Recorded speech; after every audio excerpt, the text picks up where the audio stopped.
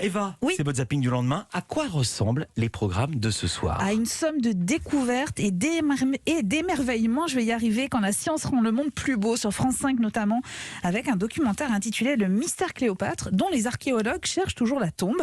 Sur le site de Tapos Iris Magna, c'est près d'Alexandrie, une chercheuse a repéré une cavité. C'est l'heure de creuser, doucement, sous l'œil des caméras. C'est bon, c'est ouvert. Incroyable! Il y a 2 momies. Oui, 2 momies qui apparaissent sous ses yeux et sous les nôtres, c'est absolument incroyable. L'une est en très bon état, l'autre elle est un petit peu abîmée, mais les scientifiques analysent très rapidement les restes et constatent qu'il s'agit des corps d'un homme et d'une femme. Mais d'ailleurs, est-ce que vous savez comment étaient momifiés les corps? Réponse.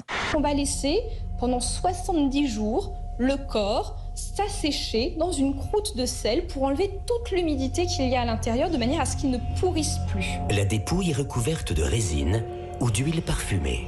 Et ensuite, pour protéger ce corps, on va l'enrouler dans des bandelettes de lin, très précautionneusement. On va même enrouler tous les doigts, les uns après les autres. Alors, quant à savoir si la momie femme est Cléopâtre, eh bien, je vous laisse découvrir la réponse dans ce documentaire très pédagogique grâce aux scientifiques. Et alors, chose notable, tous les scientifiques interrogés sont des femmes, et ça aussi, c'est étonnant.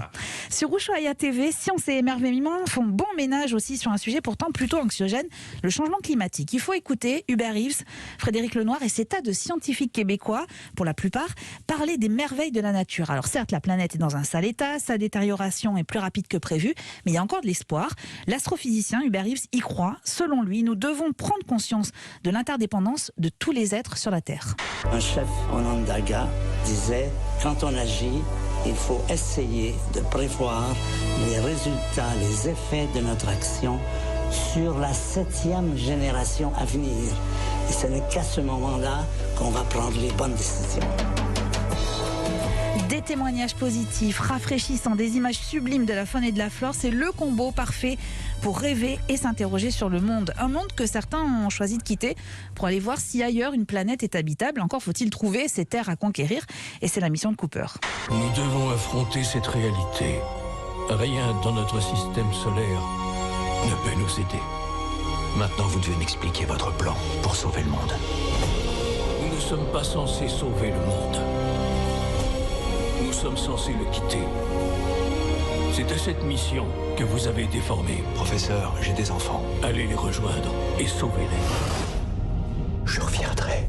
C'est Jean Castex? Eh non, c'est Interstellar, Bertrand. Alors je sais pas si Jean Castex joue dedans, mais non, a priori non, je crois pas. Le film de Christopher Nolan qui offre un autre regard sur la science, la conquête spatiale, sur la notion d'espace-temps aussi, de la science-fiction intelligente et divertissante. Donc la science dans tous ses états, c'est sur France 5 avec Le mystère Cléopâtre à 20h50, sur Ushuaïa TV avec La Terre vue du cœur à 20h45 et sur France 3, Interstellar à 21h05. Merci beaucoup Eva. Et si on suit bien Bertrand Chameroy, Jean Castex est sur une autre planète. Quel talent vous avez tous les deux. Merci Eva Rock. Merci. Merci, applaudissements pour Eva. Ah oui. Merci Bertrand Chameroy.